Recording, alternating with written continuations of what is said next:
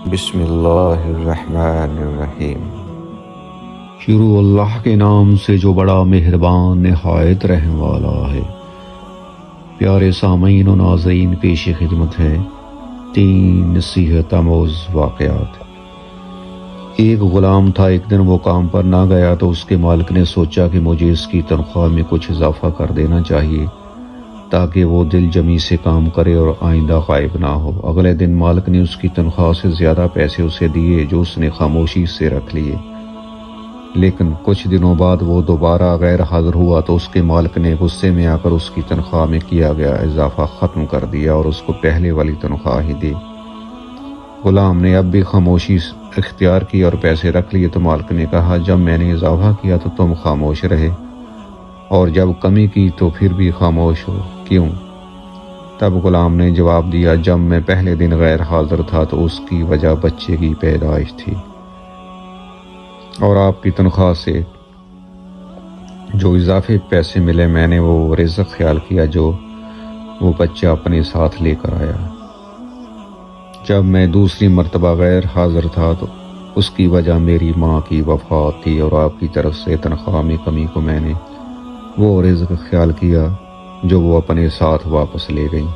پھر میں اس رزق کی خاطر کیوں پریشان ہوں جس کا ذمہ خود اللہ تعالیٰ نے لیا ہے۔ پیارے ناظرین، ایک اور واقعے میں ایک رات سلطان محمود غزنوی رات کے وقت معمول کے گشت پر تھے اور ایک تندور کے پاس کسی شخص کو سوئے ہوئے دیکھا تو اس کو اٹھا کر پوچھا کہ وہ کون ہے۔ جواب میں اس شخص نے بتایا کہ وہ غریب مزدور ہے، دن بھر مزدوری کرتا ہے، رات کو اس تندور کے پاس ہی سو جاتا ہے۔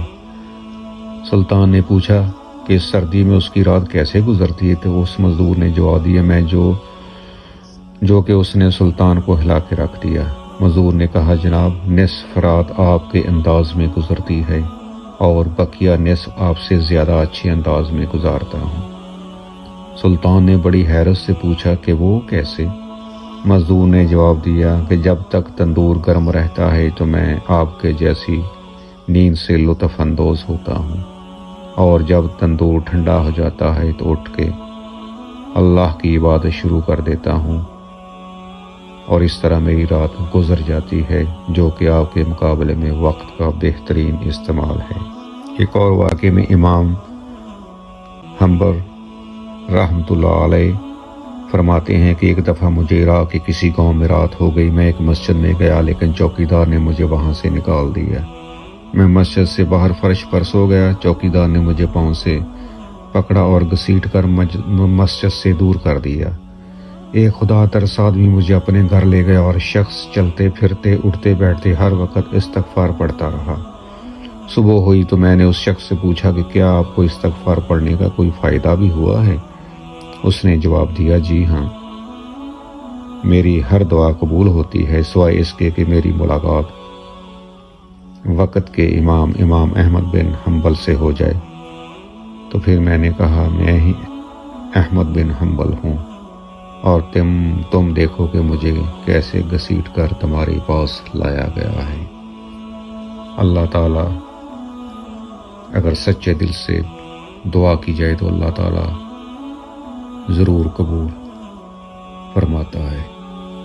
اللہ تعالیٰ ہمیں اسلام کے اصولوں پر کاربند رہنے اور حضور صلی اللہ علیہ وسلم کو اسوہ حسنہ پر چلنے کی توفیق عطا فرمائے، آمین ثم آمین۔